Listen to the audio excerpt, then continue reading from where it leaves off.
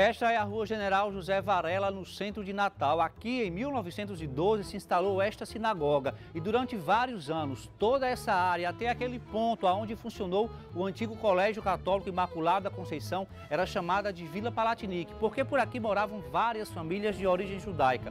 De acordo com o IBGE, no Brasil, mais de 107 mil pessoas se declaram judeus. No censo demográfico de 2010, no Nordeste, esse número é de 7.300 pessoas que professam o judaísmo. E no Rio Grande do Norte, 320 pessoas se declaram judeus. Eu fui circuncidado no 8º dia de nascido, lá no sertão da Paraíba, lá à beira do rio Piranhas. Passos serenos em companhia da mulher, o rabino João Medeiros caminha pela Rua General José Varela em direção à sinagoga.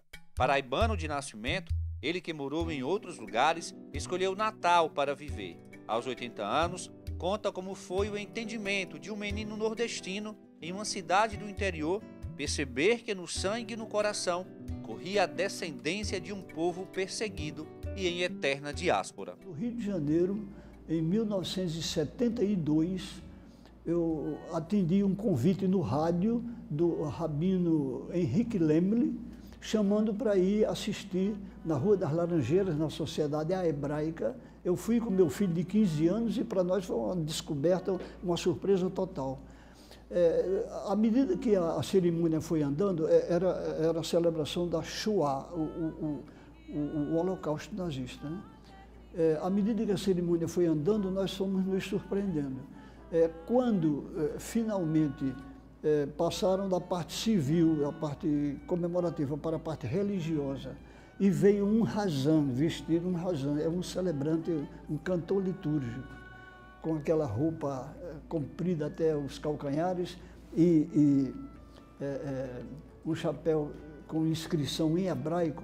Eu de longe não podia ler, mas podia pelo menos identificar que era hebraico, que eu tinha um seminário, antes eu tinha um seminário presbiteriano, já sabia.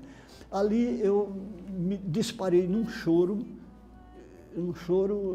incontrolável, um choro convulsivo, porque ali era como se séculos e séculos estivessem ressuscitando na minha frente. Ali eu descobri que o povo judeu estava vivo.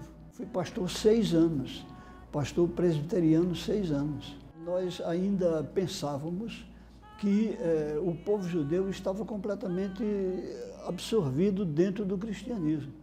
Quem também buscou o judaísmo por acreditar na descendência foi o professor Marcos Filgueira. Além do encontro com a religião, ele se dedica à pesquisa histórica e escreveu o livro Os Judeus Foram Nossos Avós. Eu fui descobrindo aos poucos, eu fui contactando com um aqui, outro lá. Tem outro um pesquisador, Paulo Valadares, lá de São Paulo, me auxiliou muito no início. Trocamos muita correspondência, ele me mostrando do marranismo, que eu não sabia. Eu estava solto, não sabia de nada, né? Aí fui aos poucos notando que eu era judeu, né? Um filgueira que veio aqui para o Cariri, no Ceará, que veio degradado e que ele vem realmente, ele é tido realmente como cristão novo. Ele é meio ascendente. É o primeiro filgueira daquela região ali do Cariri cearense. Aqui bem pertinho está Igaraçu, onde o movimento da Inquisição colocou lá. O nome oficial era Nossa Senhora do Desterro, porque ali eles estavam desterrando judeus batizados à força de Portugal e trazendo para cá, para Desterro. Mas o nome não pegou, todo mundo chamou Areis, que do hebraico, Aretz, nossa terra. No século XVII, os holandeses aqui, o governo holandês aqui deu plena liberdade de culto e o judaísmo aqui renasceu. Isso não aconteceu em nenhum outro lugar do mundo. Então aqui nós temos muito mais presente a situação do Anussi, do descendente de judeus. Na sinagoga, o ambiente é discreto e sem muitos adornos. Um lugar de oração e respeito ao Senhor, como prega o judaísmo. Nós não temos uma salvação a oferecer. Uma característica das religiões proselitistas é que elas têm uma salvação a oferecer. Não queremos discutir se é válida ou não é válida, não queremos criticar, mas elas têm sempre uma salvação a oferecer, nós não temos. nós ensinamos que há um Deus de justiça e que Ele vai lhe pedir contas sobre como é que você viveu. Né? Esse é o nosso ensino. Em essência, esse é o nosso ensino. Em Solo Potiguar, terra de maioria católica desde sempre, pessoas como Denise, Samuel, Ana Júlia, o professor Marcos, o rabino João e a mulher Marlene professam a mais antiga das religiões, acreditar em um único Deus. Mas a história e as tradições, que permanecem desconhecidas pelas gerações atuais, deixam mais que uma possibilidade, uma certeza. Pode correr no sangue de muitos potiguares um pouco do sangue do povo do profeta Abraão e de Israel, patriarca do povo hebreu, terra onde nasceu Jesus.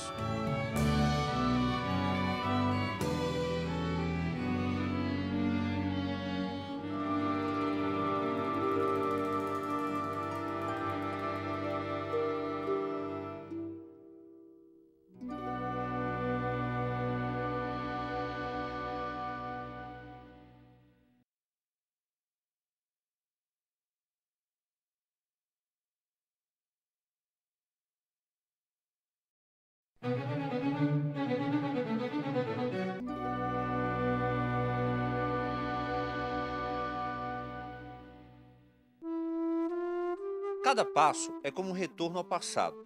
Sempre que visita o túmulo do pai, no cemitério do Alecrim, em Natal, a jornalista Denise Gutenberg renova uma saudade que não passa.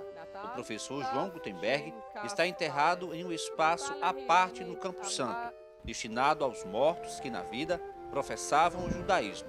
Denise, que hoje mora na Noruega, nasceu em Natal e foi criada de acordo com a tradição judaica. Ela conta como o pai pesquisou e buscou ao longo de anos as raízes da religião dos ancestrais. O que eu me lembro, os relatos dele, ele contou que não se sentia à vontade, porque minha avó era evangélica, e ele não se sentia à vontade com aquilo. Ele via que aquele negócio estava errado. E a partir daí ele foi procurar informações, ele descobriu também sobre o passado marrano dele. Denise foi educada segundo os preceitos do judaísmo, fundado pelo profeta Abraão por volta de 1700 a.C. O judaísmo é a primeira e a mais antiga das três grandes religiões monoteístas, que tem como base a crença em um único Deus. De acordo com a Universidade Hebraica de Jerusalém, a população judaica em todo o mundo hoje é de quase 15 milhões de pessoas. Mas Denise não nasceu oficialmente judia.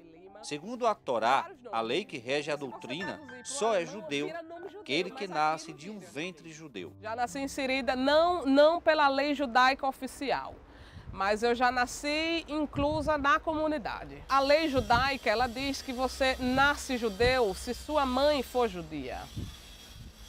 E no caso a minha mãe não era até então, ela não tinha feito o processo dela. Alguns anos depois dela já frequentar a comunidade, aquela coisa toda, ver se sentir em casa, ver que aquilo era bom, aí ela decidiu levar o processo dela em frente. Aí foi quando eu plenamente recebi a documentação de ambos os pais. No cemitério do Alecrim, o pai de Denise não está sozinho. Aqui também foram enterrados outros judeus que viveram em Natal no século passado.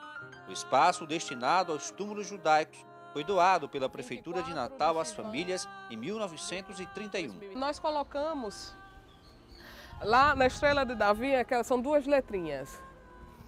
Aquele é um pé e aquele é um nun. Po nikvar, significa aqui descansa.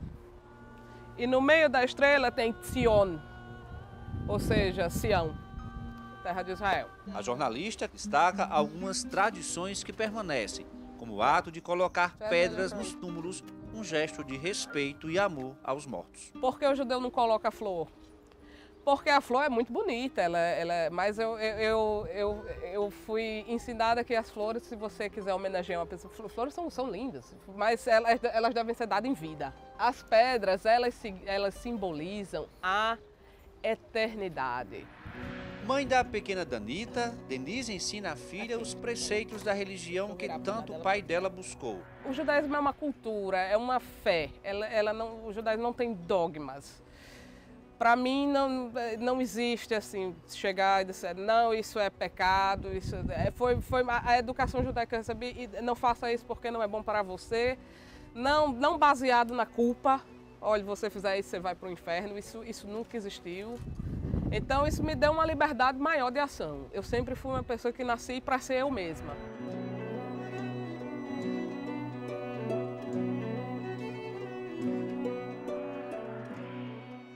Relatos históricos dão conta que judeus convertidos faziam parte da esquadra de Pedro Álvares Cabral. A primeira comunidade judaica se estabeleceu em Salvador em 1530, mas a perseguição religiosa obrigou os judeus marranos a fugir para o interior do país. No Rio Grande do Norte, o destino escolhido foi o Seridó, e do costume de comer carne bovina sem nenhum traço de sangue, teria nascido a nossa popular carne de sol. Carne de sol pega a carne fresca e abre e salga.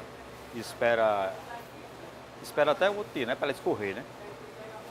Aí ela vira carne de sol. Como infelizmente aqui em Natal é muito difícil você conseguir um abatedouro caché, né, que é feito de acordo com a tradição judaica, mas nós temos as adaptações.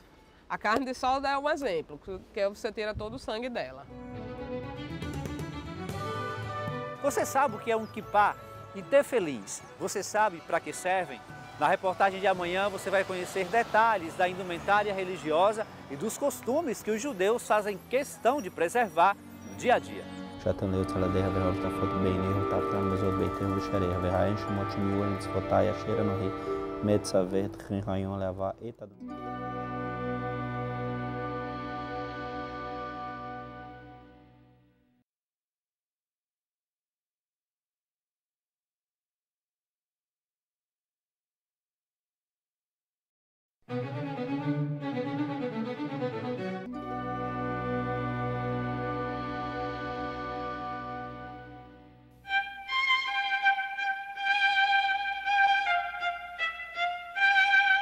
Estamos chegando na casa do advogado e vice-presidente do Centro Israelita do Rio Grande do Norte, Samuel Gabay. Paraense, ele nasceu judeu e veio com toda a família para Natal há muito tempo.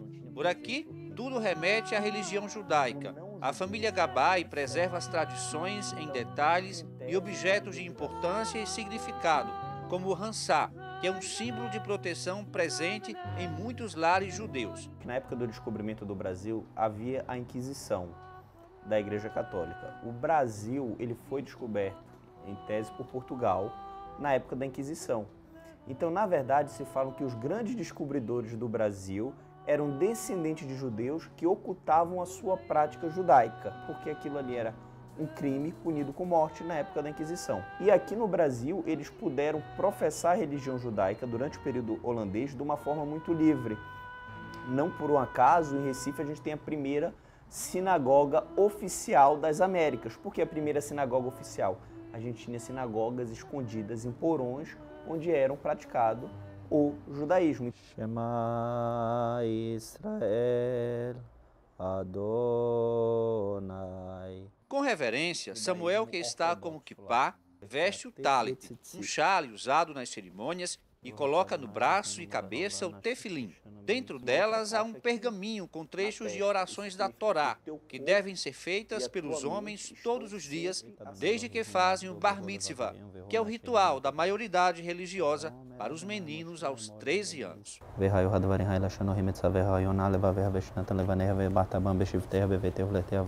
Curioso sobre a história do seu povo ao redor do mundo, Samuel conta um pouco da permanência dos judeus no Rio Grande do Norte, uma presença dividida ao longo da história em momentos específicos. Com a expulsão dos holandeses, voltou o governo português e com isso a política inquisitorial, no qual era proibido ser de uma religião que não a católica.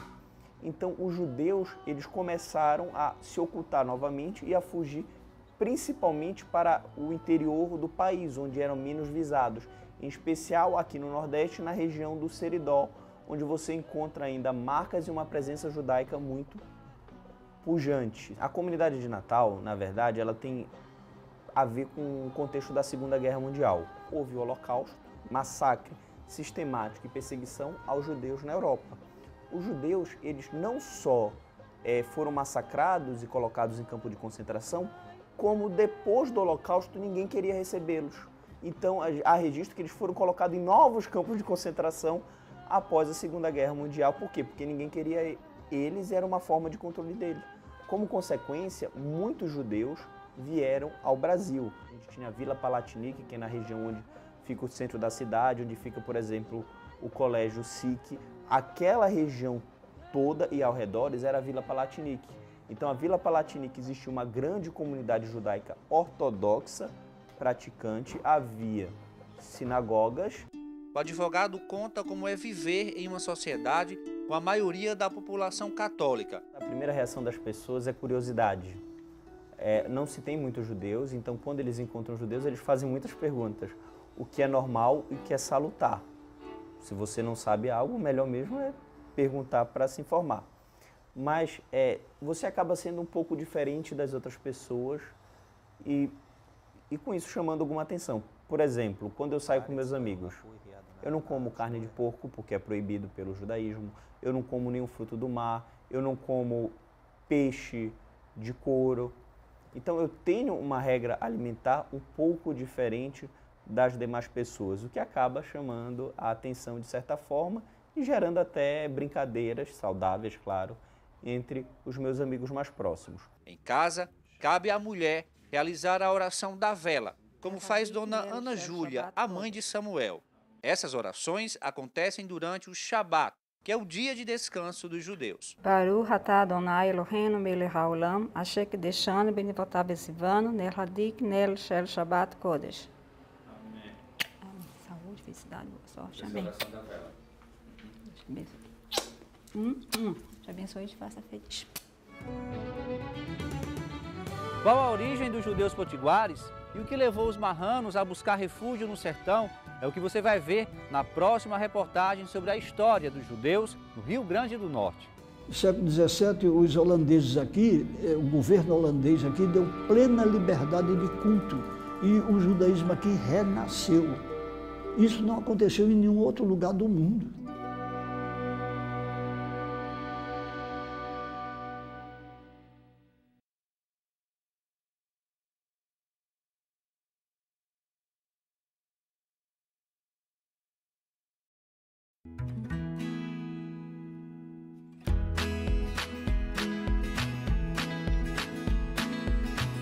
Sabe aqueles pequenos momentos que fazem a vida valer a pena? Tá naquele sabor inesquecível do gostinho de infância. Tá nos respiros de dias corridos, no carinho passado de geração a geração. Tá na casa cheia. É aproveitar os momentos com o que se gosta e com quem se gosta. Felicidade tá nos detalhes. Quatá, por um dia mais gostoso. Você falou daquela questão de Israel ali, da inteligência da galera, né? Você abordou esse tema aí. O cara fez uma pergunta intrigante aqui. Seguinte, Caio, bom dia. Bom dia. Eu concordo que os judeus prezam pelo conhecimento, isso é fantástico. Mas assim, por que a boa nova Jesus não foi aceito? Me explique isso. Uma coisa não tem nada a ver com a outra, né? Não é porque o cara é inteligentemente funcional que ele tem que acolher uma revelação que é explicitamente dita que não é revelação de carne nem de sangue, é o Pai Celeste que revela. O apóstolo Paulo começa a primeira epístola aos Coríntios dizendo isso. O evangelho é loucura para judeus, escândalo para judeus, loucura para gregos. Então nós não estamos lidando com uma categoria que, aonde quer que você garanta que exista inteligência, que o evangelho será acolhido. Até porque o evangelho cai numa categoria absolutamente emocional para os judeus. Jesus é o trauma judaico absoluto. Olha isso. É o trauma. É mesmo, cara. É o trauma judaico absoluto, é Jesus. Então, Jesus está muito mais presente no bloqueio psicológico coletivo dos judeus do que a gente pode imaginar. Jesus é traumaticamente mais forte do que o cativeiro no Egito. 430 anos foi, porque eles saíram de lá mais cultos do que chegaram. Eles entraram no Egito como um grupelho de nômades peregrinando pelos desertos, com Abraão, com Isaac e com Jacó. Aí foi no ato de ódio que mandaram e venderam José para o Egito. Acabou que José, que era um judeu inteligente, virou o grão-vizir do Egito, o governador, o executivo, o premier do faraó. Você vê como é que a mente era desenvolvida, a capacidade de aprender. E aprender o quê? A cultura egípcia, que era infinitamente mais sofisticada do que o caminho de uma tribuzinha de nômades, do clã de Abraão. E ficaram 430 anos como escravos, mas absorveram cultura.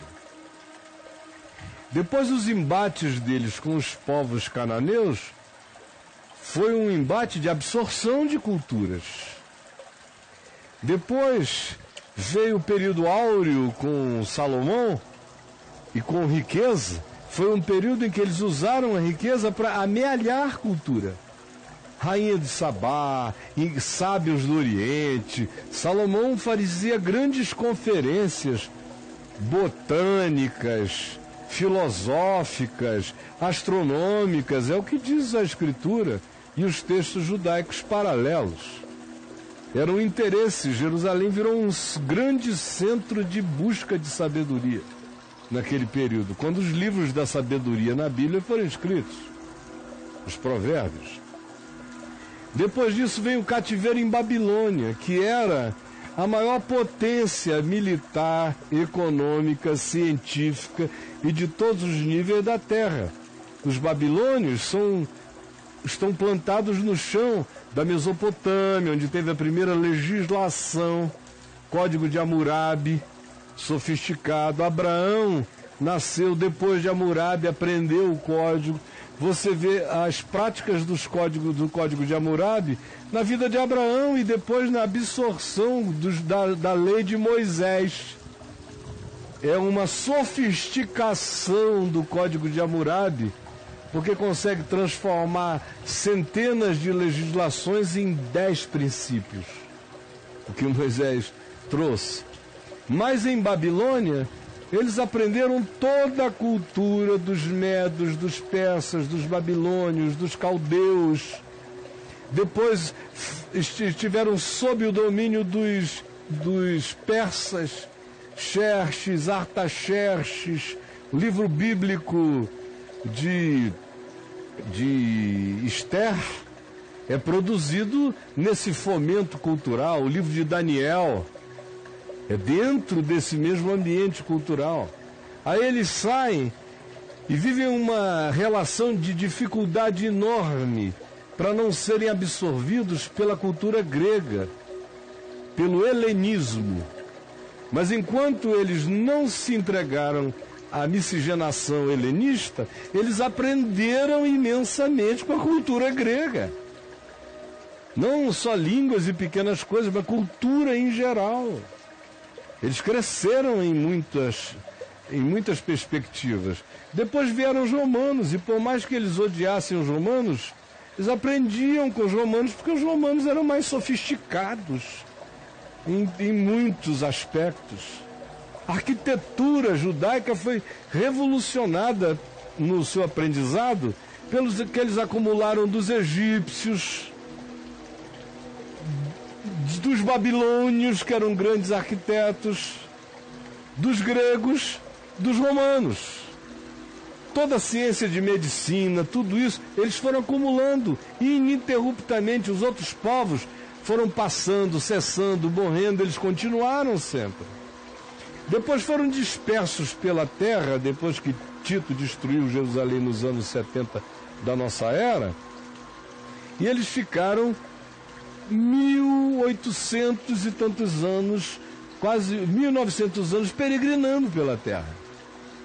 Em todas as culturas da Terra, eles nunca deixaram de ser judeus, porque não tinham terra, sempre mantiveram a unidade nacional, étnica, cultural e religiosa que os judia, e de todos os lugares, sem preconceito, eles aprenderam tudo. Então eles se tornaram o Google andante da sabedoria do planeta.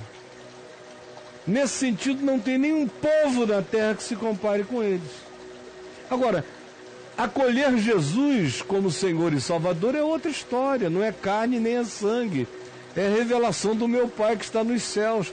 E como Jesus é judeu e os judeus não o receberam e ficaram com a obrigação de o rejeitar, porque senão eles terão cometido o maior equívoco da história da inteligência. Imagina. O maior equívoco. É complicado. Então Jesus virou o trauma dos traumas, o assunto não tratado. Não dá para encarar. A angústia judaica essencial se chama Jesus de Nazaré.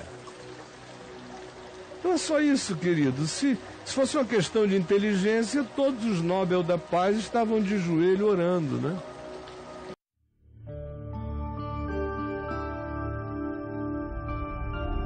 VNVTV, o canal é você.